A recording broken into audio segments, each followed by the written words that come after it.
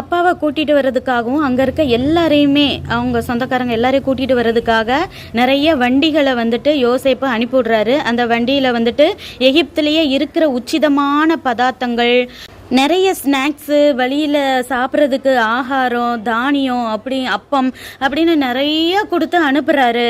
அப்போ போகிறப்ப சொல்கிறாரு, எகிப்து தேசத்தில் உள்ள நன்மையெல்லாம் நான் உங்களுக்கு தருவேன், தேசத்துக்கு கொழுமையாக சாப்பிடுவீங்க அப்படின்னு சொல்கிறாரு.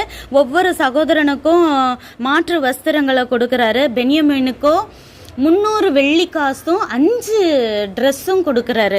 நம்ம நல்லா கவனித்து பார்த்தோன்னா யோசேப்பு ஃபஸ்ட்டில் இருந்தே பென்யமீனுக்கு கொடுக்குற பங்கு வந்து ரொம்ப ஜாஸ்தியாக இருக்கும். சாப்பாட்டில் வந்து 5 பங்கு கூட கொடுத்தாரு. அதே போல் வந்துட்டு அவருக்கு ட்ரெஸ்ஸும் 5 வஸ்திரமாக கொடுத்தாரு.